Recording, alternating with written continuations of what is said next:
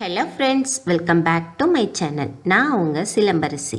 இதுதான் நீங்கள் நம்ம சேனலில் பார்க்குற ஃபர்ஸ்ட் வீடியோ அப்படின்னா சப்ஸ்கிரைப் பண்ணிக்கோங்க. அப்போ தான் யூஸ்ஃபுல்லான இன்ஃபர்மேஷன்ஸ் உங்களுக்கு நோட்டிஃபிகேஷனாக வரும். இன்றைக்கி நம்ம பார்க்கக்கூடிய தலைப்பு எதை பற்றினது அப்படின்னா பட்டர்ஃப்ளை எஃபெக்ட்ஸ். அதாவது உலகத்தில் ஏதோ ஒரு மூலையில் பட்டாம்பூச்சிகள் சிறகடிக்கிறதுனால ஏற்படுற காற்றுனால உலகத்தோட இன்னொரு சைடில் ஒரு சூறாவளி புயலே ஏற்படுறதுக்கு காரணமாக இருக்கலாம் அப்படின்னு சொல்கிறாங்க. இதை தான் பட்டர்ஃப்ளை எஃபெக்ட்ஸ் அப்படின்னு சொல்லலாம்.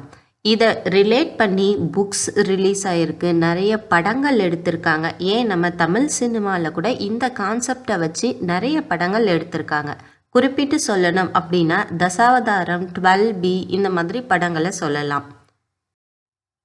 இந்த பட்டர்ஃப்ளை எஃபெக்ட்ஸ் கேஆஸ் தியரியோட கான்செப்ட் தான். இதை எட்வர்ட் லாரன்ஸ் அப்படிங்கிறவர் தான் ஃபஸ்ட்டு கண்டுபிடிக்கிறார். வெதர் கால்குலேட் பண்ணும் பொழுது அவர் ஃபஸ்ட்டு டைம் டாட்டுக்கு அப்புறம் வர எல்லா டிஜிட் நம்பரையும் என்டர் பண்ணி ஒரு சிமுலேஷன் ரிசல்ட் வர வைக்கிறார். அதற்கு அப்புறம் அவர் என்ன செய்கிறார் அப்படின்னா டாட்டுக்கு அப்புறம் வர ஒன்லி 3 டிஜிட் நம்பரை மட்டும் என்டர் பண்ணி ஒரு சிமுலேஷன் ரிசல்ட் வர வைக்கிறார். இந்த 2 ரிசல்ட்லேயும் நிறைய டிஃப்ரென்ஸ் வருது.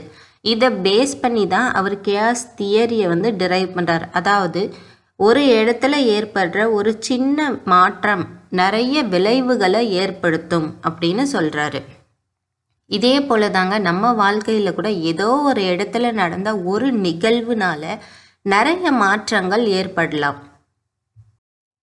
இந்த பட்டர்ஃப்ளை எஃபெக்ட் அப்படிங்கிற கான்செப்டை தசாவதாரம் படத்தில் அழகாக எக்ஸ்பிளைன் பண்ணியிருப்பாங்க. ஏதோ ஒரு காலத்தில் கடலில் தூக்கி போட்ட ஒரு சிலை தான் கிளைமேக்ஸில் அவ்வளோ பெரிய சுனாமி ஏற்பட காரணமாக இருந்திருக்கும்.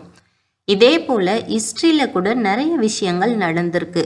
இதை இந்த பட்டர்ஃப்ளை எஃபெக்ட் அப்படிங்கிற புக்கில் கிளியராக எக்ஸ்பிளைன் பண்ணியிருப்பாங்க.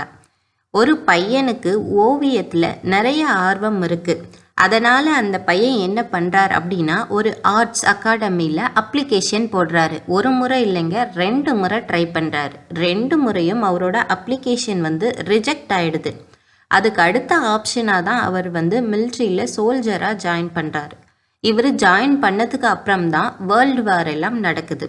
வேர்ல்டு வார் 1ல் இவரை ஷூட் பண்ண ஆப்போசிட் சைடில் கரெக்டாக எய்ம் பண்ணி கன்னை வச்சிடுறாங்க. அப்படி கன் வச்சதுக்கு அப்புறம் அவரை முழுசாக பார்க்கும் பொழுது அவருடைய காலில் அடிபட்டிருக்கு. அடிபட்ட ஒருத்தரை சுடணுமா அப்படின்னு பாவம் பார்த்து அவரை சுடாமல் விட்டுடுறாங்க. அப்படி சுடாமல் அவரை விட்டதுனால தான் வேர்ல்டு வார் 2 நடக்குதுன்னு கூட நம்ம சொல்லலாம். அந்த வேர்ல்டு வார் 2ல் பல லட்சம் பேர் கொல்லப்பட்டதுக்கும் இவர் தான் காரணம். இப்போ தெரியுதா அந்த நபர் யார் அப்படிங்கிறது? ஹிட்லர் தாங்க. அவருக்கு ஆரம்ப கட்டத்தில் ஓவியத்தில் நிறைய ஆர்வம் இருந்திருக்கு.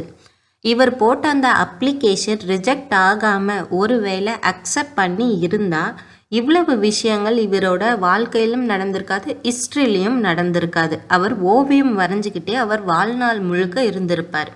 அந்த ஒரு பாயிண்டில் அவரோட அப்ளிகேஷன் ரிஜெக்ட் ஆகுது இல்லையா, அதற்கு அப்புறம் நடந்தது தான் ஹிஸ்ட்ரி. இதை தான் பட்டர்ஃப்ளை எஃபெக்ட்ஸ் அப்படின்னு சொல்கிறோம். ஏதோ ஒரு இடத்துல ஒரு சின்ன விஷயமா நடக்கிற ஒரு விஷயம் அதற்கப்புறம் பெரிய பெரிய விளைவுகளை ஏற்படுத்தும். அவ்வளவு ஏங்க, இந்த கொரோனா காலத்தில் நம்ம எல்லாருக்குமே தெரியும், அதை பற்றி எல்லாரும் பேசிகிட்டே இருந்தோம். அந்த டைமில் என்ன சொன்னோம் அப்படின்னா ஏதோ ஒரு நாட்டில் ஒரு மார்க்கெட்டில் ஒரு நபர் சரியாக சமைக்காமல் சாப்பிட்ட ஒரு உணவினால தான் இந்த கிருமி ஃபஸ்ட்டு பரவ ஆரம்பிச்சிச்சு அப்படின்னு எல்லாருமே பேசிகிட்டு இருந்தோம். ஏதோ ஒரு நாட்டில் ஒரு நபர் ஒரு மாமிசத்தை சரியாக சமைக்காமல் சாப்பிட்டதுனால உலகத்தில் இருக்கிற நிறைய இடத்துல நிறைய ஃபேமிலிஸ் அஃபெக்ட் ஆச்சு. ஒரு குடும்ப தலைவரே இருக்கிறதுக்கான காரணமாக கூட இருந்தது. நம்ம நல்லா சிந்திச்சு பார்த்தோம் அப்படின்னா நம்மளுடைய லைஃப்லேயும் இந்த பட்டர்ஃப்ளை எஃபெக்ட் அப்படிங்கிற கான்செப்ட் கண்டிப்பாக இருக்கும். ஏதோ ஒரு பாயிண்டில் ஒரு நாள் நம்ம செஞ்ச ஒரு விஷயத்தினால நம்ம லைஃப்பில் நிறைய சேஞ்சஸ் ஏற்படும். அதனால் நிறைய விளைவுகளை நம்ம சந்திப்போம். அதே போல் ஒரு நாள் நீங்கள் எப்போவும் போகிற டைமிங்கில் போகாமல் வேறு டைமிங்கில் நீங்கள் ஒரு பஸ்ஸில் ட்ராவல் பண்ணும் பொழுது ஒரு நபரை சந்திக்கலாம். அந்த ஒரு நபர்னால் உங்கள் வாழ்க்கையில் நிறைய மாற்றங்களை நீங்கள் சந்திக்கலாம்.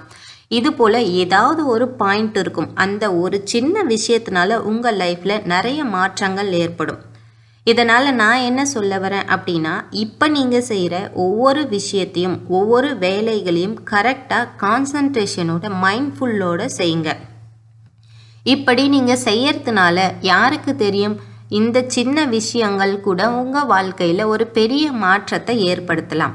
இன்றைக்கி நீங்கள் டெய்லி காலையில் எழுந்து கரெக்டாக எக்ஸசைஸ் பண்ணுறீங்க, மெடிடேஷன் பண்ணுறீங்க அப்படின்னா இந்த ஒரு சின்ன விஷயம் எதிர்காலத்தில் உங்களுக்கு பெரிய ஹெல்ப்ஃபுல்லான ஒரு விஷயமாக கூட மாறலாம். உங்கள் உடல்நிலையை கரெக்டாக அது பராமரிச்சுக்கிட்டே வருது அப்படின்னா ஒரு பெரிய மெடிக்கல் செலவு உங்களுக்கு வராமல் பார்த்துக்கலாம். ஒரு சின்ன விஷயமா உங்களுக்கு தெரிகிற டெய்லி புக்ஸ் படிக்கிற விஷயங்கள், ஒரு 10 நிமிஷம் புக்ஸில் இருக்கிற விஷயங்கள் ஏதாவது ஒன்று நம்ம தெரிஞ்சுக்கிறோம். வீடியோஸ் மூலிமா கேட்டு தெரிஞ்சுக்கிறோம், இல்லை ஆடியோஸ் மூலிமா தெரிஞ்சுக்கிறோம், இல்லை நாமளே ஒரு புக்ஸ் எடுத்து வாசித்து தெரிஞ்சுக்கிறோம். இது போல் சின்ன விஷயங்களாக நீங்கள் நினைக்கிற ஒரு இந்த வாசிக்கிற பழக்கம் அப்படிங்கிறதுல இருந்து நீங்கள் ஏதோ ஒரு கான்செப்டை கற்றுக்குறீங்க, ஏதோ ஒரு விஷயத்தை தெரிஞ்சுக்கிறீங்க. அந்த நாலேஜை நீங்கள் ஸ்கில்லாக கன்வெர்ட் பண்ணுறீங்க. அது மூலிமா உங்களுக்கு நிறைய மணி வர ஸ்டார்ட் ஆகலாம். இது போல் இன்றைக்கி நீங்கள் செய்கிற ஏதோ ஒரு விஷயத்தினால கூட ஃப்யூச்சரில் உங்களுக்கு பெரிய பலன் கிடைக்கலாம். அதனால் நீங்கள் செய்கிற ஒவ்வொரு வேலையையும் கரெக்டாக கான்சன்ட்ரேஷனோட இதனால் நம்மளுக்கு ஒரு பெரிய யூஸ்ஃபுல் இருக்குது அப்படிங்கிற ஒரு சிந்தனையில் கவனமாக செய்யுங்க. இந்த வீடியோவை பார்த்துட்ருக்கிற நீங்கள் பப்ளிக் எக்ஸாமை ஃபேஸ் பண்ணுற ஒரு ஸ்கூல் ஸ்டூடெண்ட்டாக இருக்கீங்க அப்படின்னா உங்களுக்கு நான் என்ன சொல்ல வரேன் அப்படின்னா, மற்றவங்க சொன்னதையெல்லாம் கேட்டுட்டு மனசில் பட்டாம்பூச்சி பறக்குது, வயிற்றில் பட்டாம்பூச்சி பறக்குது அப்படின்னு எல்லாம் சிந்திச்சு பார்த்துட்டு இல்லாமல், ஆமாம் நம்மளுக்குள்ளேயும் பட்டாம்பூச்சி பறக்குதே, அந்த மாதிரி தேவையில்லாத விஷயங்களை சிந்திச்சு பார்த்துட்டு இல்லாமல் உங்கள் மனசுக்குள்ளே இந்த பட்டர்ஃப்ளை எஃபெக்ட் அப்படிங்கிற கான்செப்டை நல்லா பதிய வைங்க. அப்போ தான் நீங்கள் உங்களோட ஸ்டடீஸில் கான்சன்ட்ரேட் பண்ணுறதுக்கு அது உதவியாக இருக்கும். நீங்கள் பப்ளிக் எக்ஸாமில் ஃபைனலாக ஸ்கோர் பண்ணுற ஒவ்வொரு மார்க்குக்கும் உங்கள் ஃப்யூச்சரில் நிறைய வித்தியாசங்கள் ஏற்படும். அதனால் உங்களுடைய கான்சன்ட்ரேஷன் எல்லாம் ஸ்டடீஸில் இருக்கட்டும். இனி வரும் நாட்கள்லேயும் நம்ம லைஃப்பில் பட்டர்ஃப்ளை எஃபெக்ட்ஸ் நடந்துகிட்டே தான் இருக்க போகுது. அதனால் வர ரிசல்ட் பாசிட்டிவாக இருக்கணுமா நெகட்டிவாக இருக்கணுமா அப்படிங்கிறதும் நம்ம கையில் தான் இருக்குது. அதனால தான் நான் சொல்கிறேன், நம்ம செய்கிற ஒவ்வொரு வேலைகளையும் கான்சன்ட்ரேஷனோட செஞ்சு பழகணும். தேங்க்ஸ் ஃபார் வாட்சிங். Subscribe my channel for more updates. இந்த வீடியோ உங்களுக்கு பிடிச்சிருந்தா லைக் பண்ணுங்கள், உங்கள் வேல்யூபிளான கமெண்ட்ஸை ஷேர் பண்ணுங்கள்.